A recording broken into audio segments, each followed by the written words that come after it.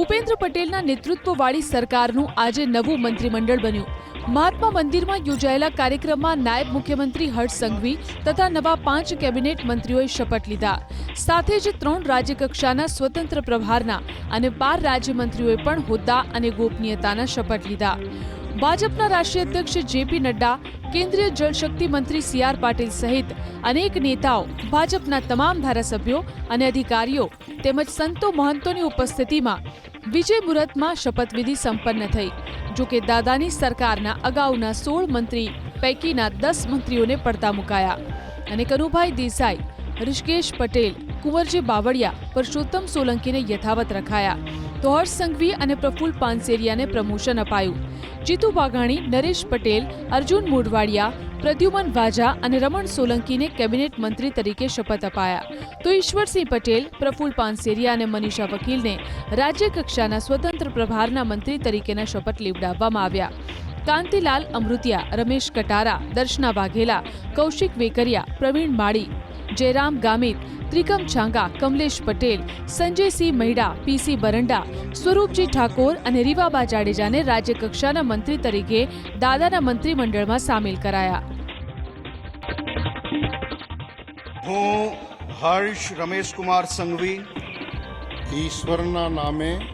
ઈશ્વરના નામે સોગંદ લઉં છું કે મજૂરાનો મિત્ર અને યુવા ધારાસભ્ય એવા હર્ષ સંઘવી આ સોગંદ લેતા જ બન્યા રાજ્યના નાયબ મુખ્યમંત્રી.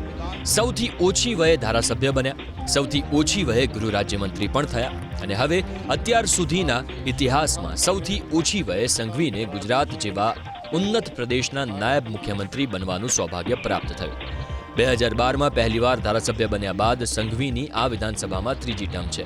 દાદાની સરકારમાં પહેલીવાર મંત્રી બની, બીજી વાર દાદાની સરકારમાં ગૃહ રાજ્યમંત્રી, રમતગમત, યુવા અને સાંસ્કૃતિક વાહન વ્યવહાર વિભાગનો સુપેરે કાર્યભાર સંભાળવાનું ફળ સંઘવીને મળ્યું. નવા મંત્રીમંડળમાં હર્ષ સંઘવીને ગૃહ અને પોલીસ, હાઉસિંગ, જેલ, નાગરિક સંરક્ષણ, ગૃહરક્ષક દળ અને ગ્રામ રક્ષક દળ, સરહદી સુરક્ષા, નશાબંધી અને આબકારી, વાહન વ્યવહાર, કાયદો અને ન્યાયતંત્ર, રમતગમત, યુવક સેવા અને સાંસ્કૃતિક પ્રવૃત્તિ, સ્વૈચ્છિક સંસ્થાઓનું સંકલન, ઉદ્યોગ, લઘુ, સૂક્ષ્મ અને મધ્યમ ઉદ્યોગો, મીઠા ઉદ્યોગ, છાપકામ અને લેખન સામગ્રી, પ્રવાસ અને યાત્રાધામ વિકાસ, નાગરિક ઉડ્ડયન વિભાગની જવાબદારી સોંપાઈ. હર્ષ સંઘવી એકમાત્ર એ નેતા છે જેમને પ્રધાનમંત્રી નરેન્દ્રભાઈ મોદી, કેન્દ્રીય ગૃહમંત્રી અમિતભાઈ શાહ અને ભાજપના પૂર્વ પ્રદેશ અધ્યક્ષ CR પાટીલના હંમેશા આશીર્વાદ મળતા રહ્યા. સંજોગ પણ કેવો, રાજ્યમાં જ્યારે જૈન સમાજના વિજયભાઈ રૂપાણી મુખ્યમંત્રી હતા ત્યારે નીતિનભાઈ પટેલના રૂપમાં પાટીદાર નાયબ મુખ્યમંત્રી હતા. તો હવે જ્યારે ભૂપેન્દ્ર પટેલના રૂપમાં પાટીદાર મુખ્યમંત્રી છે ત્યારે હર્ષ સંઘવીના રૂપમાં જૈન નાયબ મુખ્યમંત્રી પ્રદેશને મળ્યા. અત્યાર સુધીની જેમ જ પરિશ્રમ કરી રાજ્યના સર્વાંગી વિકાસમાં ભૂમિકા ભજવતા રહે તેવી સંઘવીને શુભેચ્છા. દાદાની સરકારમાં નવા મંત્રીઓને ખાતાઓની ફાળવણી કરવામાં આવી. મુખ્યમંત્રી ભૂપેન્દ્રભાઈ પટેલ પાસે સામાન્ય કામગીરી, પ્રશાસન સુધારા, આયોજન, નોન રેસિડેન્ટ ગુજરાતીઓ, માર્ગ અને ઇન્ફ્રાસ્ટ્રક્ચર, નર્મદા, કલ્પસર, ખનીજ અને મિનરલ્સ, બંદરો, માહિતી અને પ્રસારણ ખાતાની જવાબદારી છે. તો કનુભાઈ દેસાઈને નાણાં, શહેરી વિકાસ અને શહેરી ગૃહ નિર્માણ ખાતું સોંપવામાં આવ્યું. તો જીતુ વાઘાણીને કૃષિ અને ખેડૂત કલ્યાણ, સહકાર, પશુપાલન, ગૌ સંવર્ધન, મત્સ્ય ઉદ્યોગ, પ્રોટોકોલ વિભાગ સોંપાયો.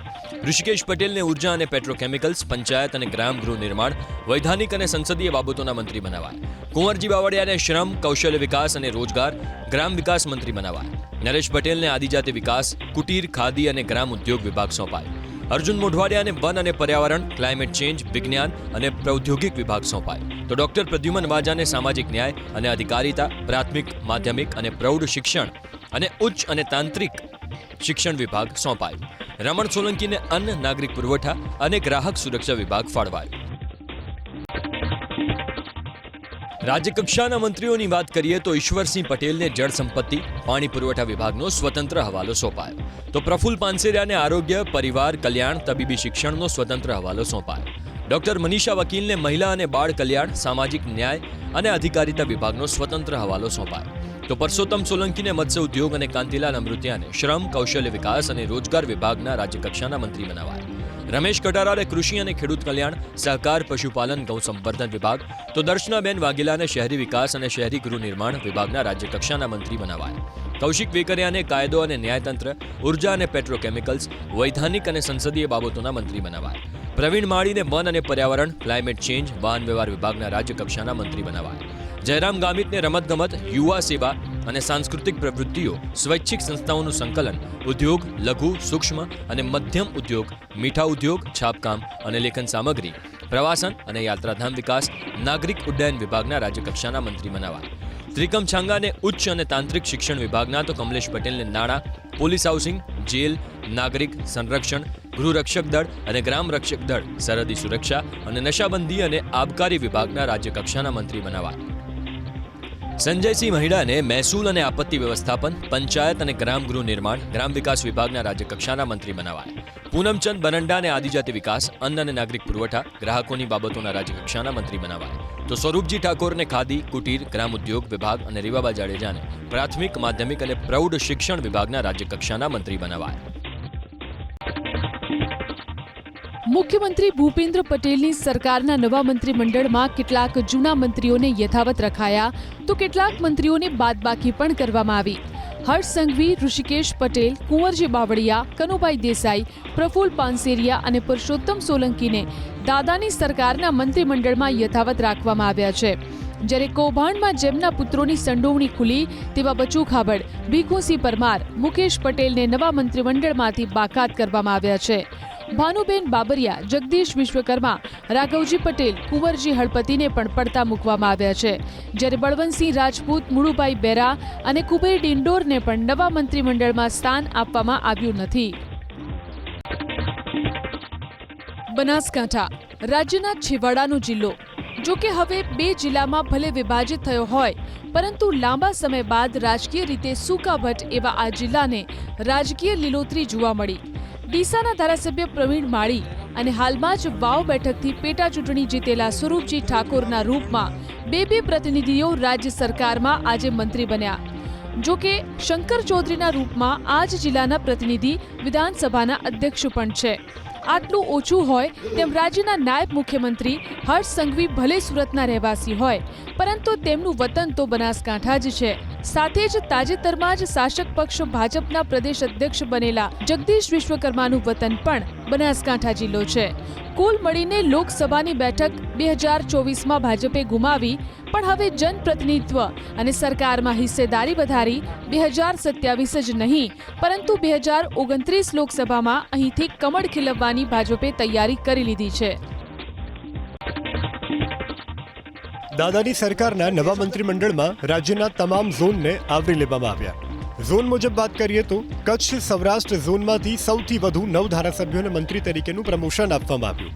સૌરાષ્ટ્રમાંથી જીતુ વાઘાણી, કાંતિલાલ અમૃત્યા, કૌશિક વેકરિયા, પ્રદ્યુમ્ન વાજા, રીવાબા જાડેજા, અર્જુન મોઢવાડિયા, પરસોત્તમ સોલંકી, કુંવરજી બાવળિયા, ત્રિકમ છાંગાએ દાદાની સરકારમાં મંત્રીપદ મળ્યું. તો અમદાવાદમાંથી ખુદ મુખ્યમંત્રી ભૂપેન્દ્રભાઈ પટેલ અને અસારવાના ધારાસભ્ય દર્શનાબેન વાઘેલા છે. મધ્ય ગુજરાતમાંથી 6 ધારાસભ્યોને સરકારના મંત્રીમંડળમાં સ્થાન મળ્યું છે, જેમાં રમેશ કટારા, કમલેશ પટેલ, મનીષા વકીલ, સંજયસિંહ મહિડા, ઈશ્વરસિંહ પટેલ અને રમણ સોલંકીનો મંત્રીમંડળમાં સમાવેશ કરાયો. દક્ષિણ ગુજરાતમાંથી 5 ધારાસભ્યો દાદાની સરકારમાં મંત્રી બન્યા, જેમાં હર્ષ સંઘવીને નાયબ મુખ્યમંત્રી તરીકેના શપથ લીધા. પ્રફુલ્લ પાનસેરિયા, નરેશ પટેલ, જયરામ ગામિત અને કનુભાઈ દેસાઈનો મંત્રીમંડળમાં સમાવેશ કરાયો. ઉત્તર ગુજરાતમાંથી 4 ધારાસભ્યો નવા મંત્રીમંડળમાં સામેલ થયા, જેમાં ઋષિકેશ પટેલ, પીસી બરંડા, પ્રવીણ માળી, સ્વરૂપજી ઠાકોરને નવા મંત્રીમંડળમાં સમાવેશ કરાયો. મુખ્યમંત્રી ભૂપેન્દ્રભાઈ પટેલના નવા મંત્રીમંડળમાં તમામ જ્ઞાતિઓને પણ પ્રાધાન્ય આપવામાં આવ્યું. અનુસૂચિત જાતિના 3 ધારાસભ્યોને નવા મંત્રીમંડળમાં સામેલ કરાયા, જેમાં અમદાવાદ અસારવાના ધારાસભ્ય દર્શનાબેન વાઘેલાને રાજ્યકક્ષાના મંત્રી બનાવાયા. જ્યારે વડોદરા શહેરના મનીષા વકીલને રાજ્યકક્ષાના મંત્રી તરીકે સ્વતંત્ર પ્રભાર સોંપવામાં આવ્યો. જ્યારે કોડીનારના ધારાસભ્ય પ્રદ્યુમ્ન વાજાને કેબિનેટ મંત્રી તરીકેના શપથ લીધા. જ્યારે અનુસૂચિત જનજાતિમાંથી આવતા નરેશ પટેલને કેબિનેટ મંત્રી બનાવાયા. ડોક્ટર જયરામ ગામિત, પીસી બરંડા, રમેશ કટારાએ રાજ્યકક્ષાના મંત્રી તરીકેના શપથ લીધા.